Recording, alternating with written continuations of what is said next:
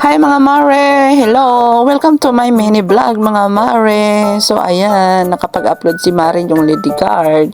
Pauwi na ako mga mare niyan. So day shift ako sa work mga mare. So sa transit ako nakasakay mare. Gustong gusto kong sumakay sa jeep mare sa harap kasi parang komportable ka sa harap mga mare. At nakikita mo yung dinadaanan ninyo at yung view ng mga kalsada. So ayan mga mare.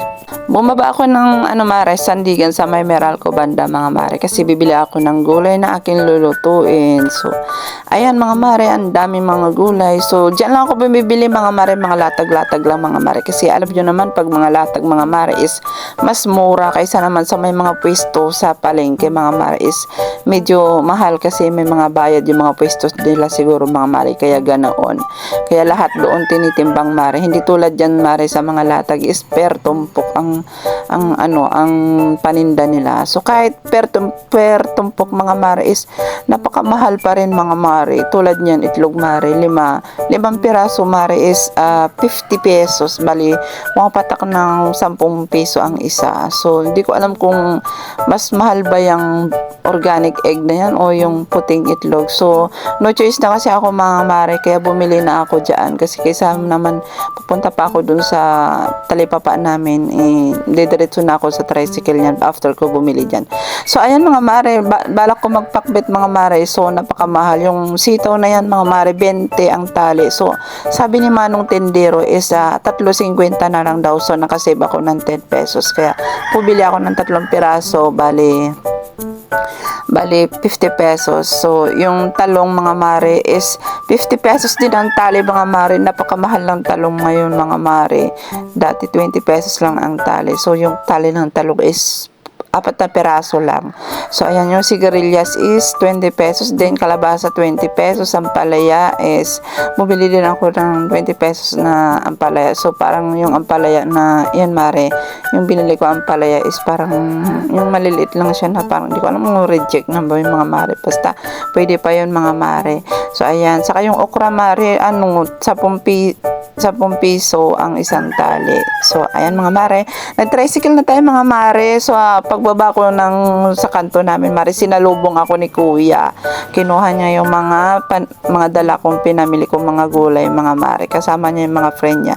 So ayan, na-recognize yata nila mare na nagbibideo ako. Nagsiiwas sa video mga mare. Mga takot sa video mga mare, mga kaibigan ni kuya. Ayaw ba ninyo yan mga iho? Masasama kayo sa vlog ng mama niya. So ayan mga mare, may sinasabi si kuya dyan mga mare. Gusto niya yung mga kaibigan niya is matulog sa bahay dahil wala naman daw yung tito niya kasama sa kwarto. So pinayagan ko na mare na matulog sila sa bahay kaysa naman yung anak ko ang nasa labas. Mas gusto ko na dyan sa bahay sila mag-stay. So ayan mga mare, nakarating na ako sa aming bahay. Nadatnan ko si GM sa cellphone at naghihintay sa akin. At ang aking asawa kakarating lang din. So nagpapahinga dahil pagod nagbike. So ayan, sinsya na mga mare yung bahay ko pero parang makalat. Wala pa kasi akong time paglinis. Bali si GM lang naglilis-linis dyan. Alam nyo naman yung mga bata, mga simpleng linis-linis lang ang alam. So pagdating ko pala mga mare, imbes na magpakbet ako, si GM nakapag-slice na pala ng ampalaya. So gusto niya siguro ng ampalaya na may itlog. So ayan, ang lulutuin ko na lang ay ampalaya na lang. Kaysa yung pakbet is sunod na araw na lang yung pakbet. Ilalagay na lang natin sa ref. Nag-slice na ng kamatis si GM mga mare. Tinulungan na ako para luto na kami. So, by daing bangus ako sa rep mga mare. Nagsuggest si GM mga mare na magluto, na siya ang magluto, turuan ko lang daw. So, ayan.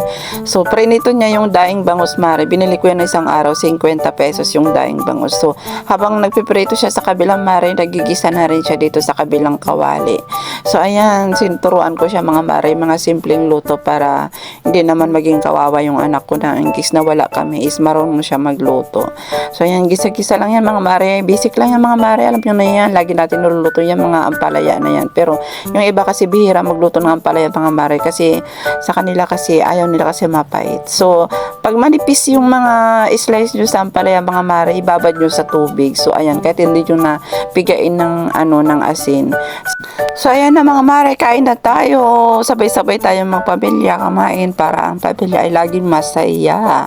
So the best ang partner namin ng gulay mare ang paraya is pritong isda talaga mga mare.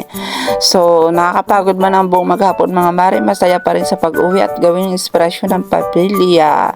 So ayan, napakaganda sa pakiramdam pag ang nasa puso mo ay pamilya, tuwing nagtatrabaho ka pamilya, para kasi sa kanila yan mga mare, especially sa mga anak.